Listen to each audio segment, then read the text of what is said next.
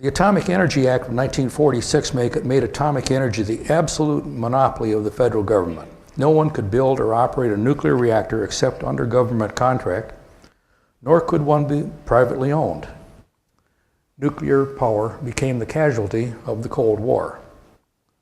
Early in the 50s, the Soviet Union and Britain announced the power reactor programs. Now, in both cases, Congress, U.S. Congress, feared that we would be left behind. It amended the Atomic Energy Act in 1954 to allow private industry to own and operate reactors. Then President Eisenhower ordered Admiral Rickover to relinquish one Westinghouse large ship reactor to be installed at Shippingsport, Pennsylvania, as a 60-megawatt demonstration plant.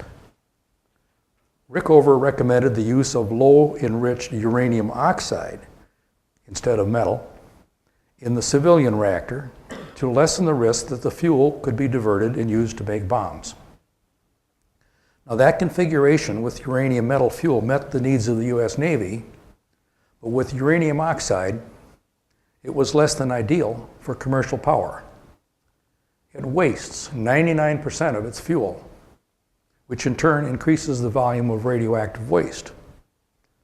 To make it competitive in a field dominated by cheap fossil fuels, reactor manufacturers pushed design limits, maximizing temperatures, pressures, and power densities.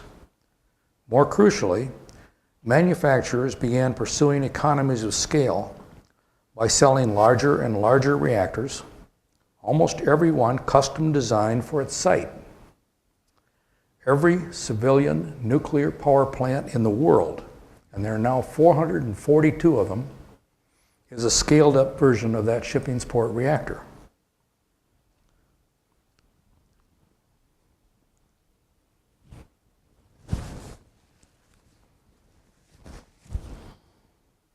State-of-the-art uranium nuclear reactors such as Westinghouse's AP1000. Today they cost $1.5 billion to build. They produce 1.1 gigawatts of electricity. They cost $50 million a year to maintain and $30 million a year for fuel. Those are pretty high capital and fuel costs. 80% of conventional reactor costs truly are attributable to expensive anti-meltdown measures. Most of these costs come from excessive safety regulations. Meanwhile, in Oak Ridge, Tennessee, another team headed by Alvin Weinberg, he's still director there at Oak Ridge, developed the first liquid-fueled thorium reactor. Now, it ran flawlessly from 1964 to 69, 20,000 hours. On Friday afternoons at Oak Ridge, the research scientists would switch off a common household fan that cooled a freeze plug at the bottom of the reactor.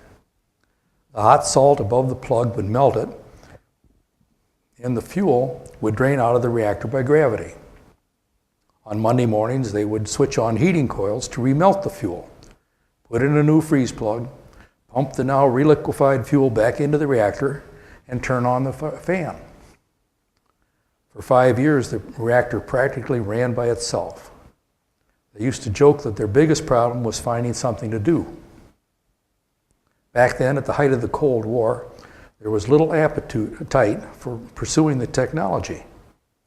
One of the explanations was that the lifter is effectively useless at producing material for weapons.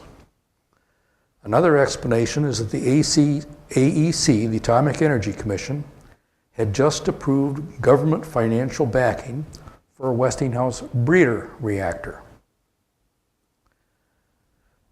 At that time, Alvin Weinberg went before the AEC to explain the advantages of the lifter. Now remember, Weinberg was the inventor of both the uranium pressurized water and the liquid-fueled thorium reactors. When he cited the lifter as being 200 times more efficient and a whole lot safer, AEC Chairman, U.S. Representative Chet Holifield stopped him. Quote, "Alvin, If you are concerned about the safety of reactors, then I think it might be time to leave nuclear energy. It's time for you to step down, unquote. He was fired from his position as director of Oak Ridge after serving 26 years. The Lifter project was dropped for lack of funding.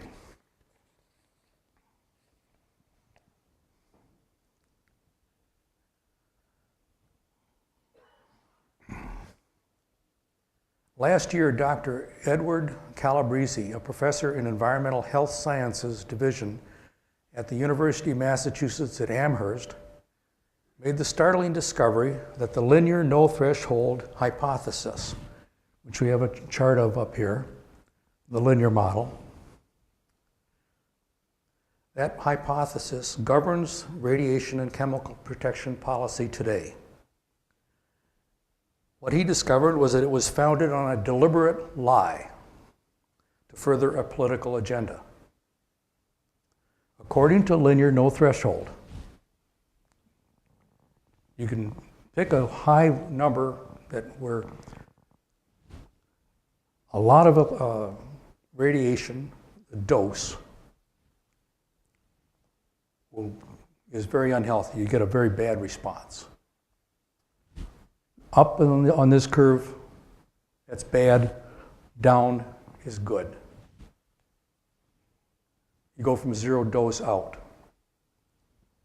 According to the linear model, there is no safe dose of radiation. The known deleterious effects of very high dose levels, which was, remember now, they had just come from World War II. They were looking at the survivors and the people that were killed at Hiroshima. The known deleterious effects of very high dose levels under LNT can be extrapolated linearly down to zero. Contrary evidence was deliberately suppressed by Professor Muller while accepting a Nobel Prize for his discovery that genetic mutations can be induced by X-rays. Now, the intensity of those X-rays was not mentioned. Muller stated flatly in his 1946 Nobel speech that there was, quote, no escape from the conclusion that there is no threshold, unquote, although he knew at the time that there was reliable contrary evidence. Now, with the prestige that accompanied the Nobel Prize, Muller was made chair of the original Biological Effects of Atomic Radiation Committee when it recommended the change from a threshold, which is the threshold model. So there's quite a bit of radiation before there's a threshold and it becomes harmful. Recommended the change from a threshold to a linear model in their spring report, 1956. Then in 1957, the National Committee for Radiation Protection generalized the linearity concept to cancer. And then many other national advisory committees did copycat acceptances. And linearity became a done deal. Society is still paying for this big lie in billions of dollars spent, and I would say wasted, to meet unnecessarily strict regulations that degrade the credibility of science and government, and generations of people taught to be irrationally afraid of any radiation. Environmental degradation accelerated, and millions of lives lost as the cost of not going to nuclear. Now,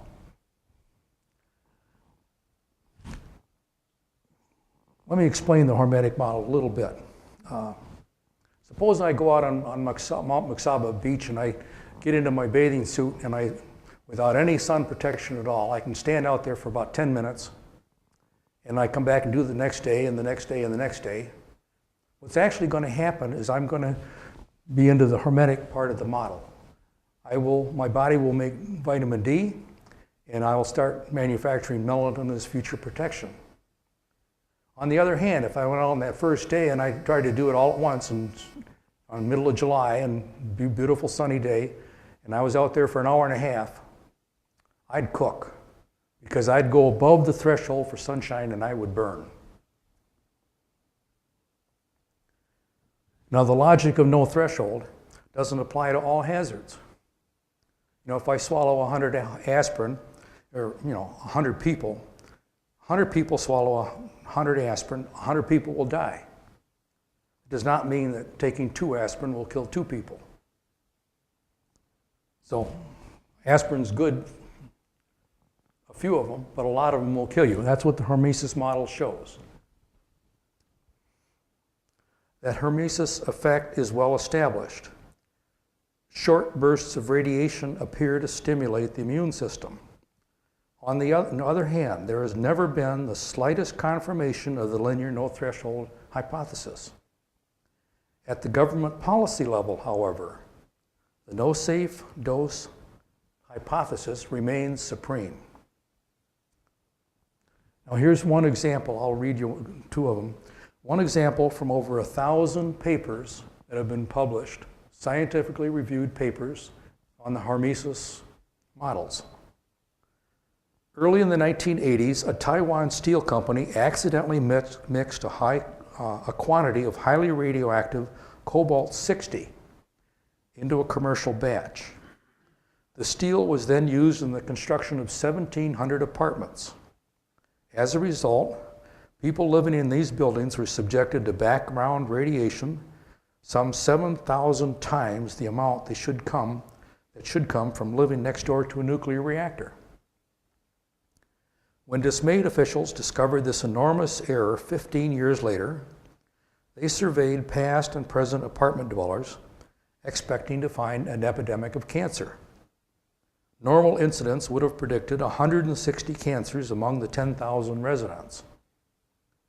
To their astonishment, the researchers discovered only 5 cases of cancer, a 97% reduction from the anticipated amount. These findings were published in the Journal of American Physicians and Surgeons in 2004.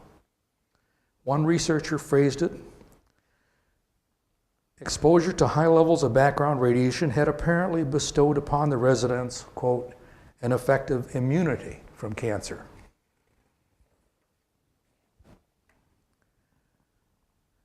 This is the second one. To study long-term health effects, the Radiation Effects Research Foundation in Hiroshima has carried out over the past 5 decades an extensive investigation of the Japanese survivors of the 1945 atomic bomb explosions at Hiroshima and Nagasaki. Some 87,000 people who received relatively high radiation exposures have been continuously monitored. And just something, the scientifically accepted threshold where the hermetic model goes, the hormesis goes up above the response line is about 10 rems.